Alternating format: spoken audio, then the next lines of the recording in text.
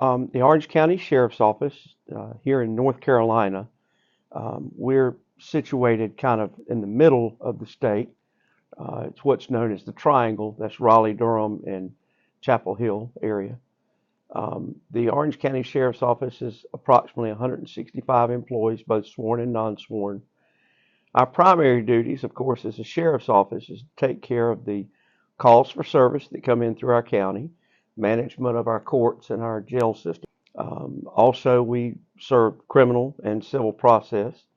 We have a traffic squad that works speed management as well as DWI enforcement. I like to consider our agency as a full service agency.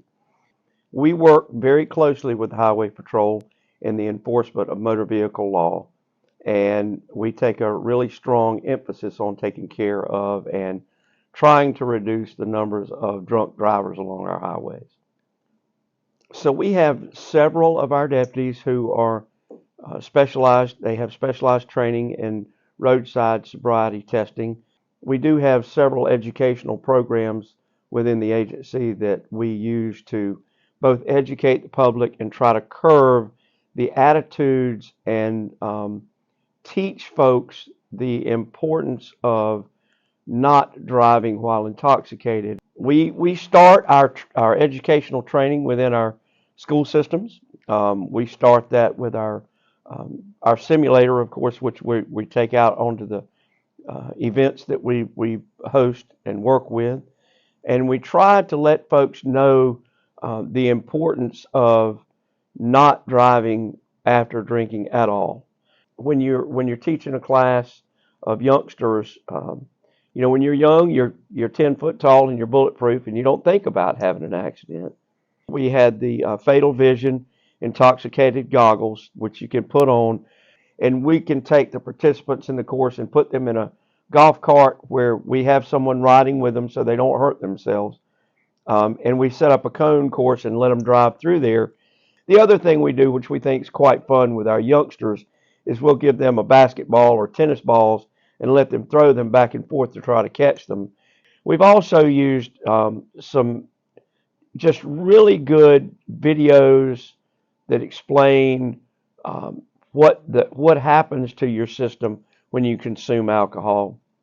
We also use other stories of folks who have been involved in fatal accidents and had a loss of life. Afterwards, we go outside and we have a full-blown exercise of a crash. We have the safety fair at the North Carolina State Fair, Safety City, and we saw one of these simulators I did several years ago, and we were able to, through a grant from the Governor's Highway Safety Program, acquire one of these units for our agency. We've been extremely pleased with the reaction of our public at large. We've used it in a number of occasions. It gives us the ability to put somebody in the driver's seat in a real world situation in a simulated safe environment and let them feel they get feedback from the vehicle. It's just like you're driving the car, and there's a big screen that they're watching it through their goggles, but there's a big screen that lets the public that's out there watching the event see what they're seeing, and the impact that it makes on both the person that's driving the simulator and the folks who are watching that person participate. It's very impactful. We looked at several different options, and after all the information that we gathered, we felt the best suited one for us, both because it's very compact. It's something that one person can set up by themselves. It was cost effective. It got the message across that we wanted, and it seemed for us to be the best option, the best choice to make. We have never once had a problem that the company didn't come in and take care of. Our support, customer tech, has been great. The results or the feeling that we get back from the people in the public that use it and the people who participate in our program, the feedback we get from them It feels real world to them. They enjoyed it. They felt like they learned something. We feel like it's a victory for us when they leave saying, boy, I don't ever want to be in a situation like that. We use these tools to educate. They understand the importance of not drinking and driving, and that's the goal, is to make sure that we limit the number of people that hit the highway that have been consuming alcohol because of the dangers of both loss of property and life. I will say that the first time we used a simulator, it's new to us. It was new equipment. We didn't really know how the public was going to perceive that. After time, it's just like any other course that you teach. You learn ways to make certain that you're covering the information that needs to be covered. You're utilizing the instrument to its best ability, and you know the capabilities. For instance, there are certain programs that you can plug in for certain age groups that you feel like they would understand better than, say, another age group. You learn as you start to carry it around the state and around the county and to different events, the best way for you to employ that particular program or that scenario, if you will. So I think that over time, the folks who use that, Captain Whitehurst is the main one who sets it up and takes it around. He's gotten very versed on how to reach the crowd that he's dealing with, whether it be a young group of kids or an experienced group of drivers. You can prepare a scenario that will get their attention and let them know how serious it is to consume alcohol and drive along our highways. The most interesting thing that I've heard people say, after they get out from behind the wheel, and let me back up for just a minute and say that we can take this demonstration from 1 to 2 drinks to 3 to 4 drinks to 4 to 5 drinks, and the impairment level increases in direct proportion to how much alcohol presumably is in their body. We ask them, how do you feel you do when you've had 1 to 2 drinks? And they always say, man, I got it. I'm ready to go. We see them humble just a little bit when they try to operate that vehicle through a city street scenario, even after 2 drinks. Then when we get to the third, fourth, or fifth drink level, and their ability to drive and their mental and physical faculties are even diminished further, we start to see that humbleness turn into fear. The fear of, I don't ever want to be in this situation. This is the closest simulator that I've experienced, the closest to what it really feels like when you're driving a vehicle and your abilities have been diminished. When they leave that vehicle, they're kind of shaking their head saying, I thought 1 or 2 drinks wasn't a problem. I see that it is. And I never want to be in that situation again. I would hate to do this for real. And when they say that, I would hate to do this for real, we feel like we made the impact that we were looking to do. Using a simulated environment, which is safe, a controlled environment where no one can get hurt, to demonstrate just how quickly an accident can happen. And that's the goal, is to make certain that when they leave, it might have been fun. It might have been something that they laughed about while they were doing it, but when it's over, they realize the dangers that they can place themselves in just by drinking a few drinks.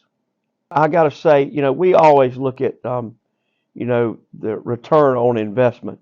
We were so excited about having this piece of equipment, and we put it into use almost immediately. I know that Safety City at the State Fair was opening up when we got this, and we've taken it to a number of agencies across our state. If we save just one life, the cost on investment is there, or the return on investment. So I don't worry so much about that. We just feel like it's an added level of education for the public that we serve.